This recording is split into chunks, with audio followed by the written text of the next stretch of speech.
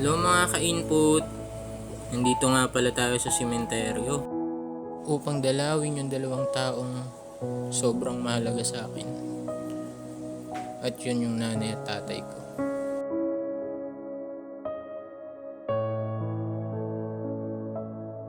Marami man nangyari, marami man pagsisisi, pero wala eh. Alam naman natin na ito ang kakahantungan ng lahat.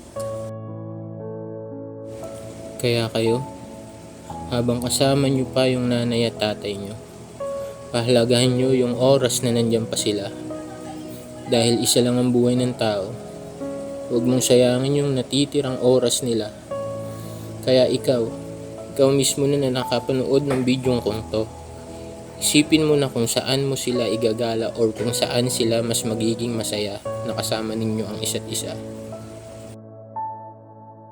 Dahil ang memories, hindi kayang bilhin ng pera yan.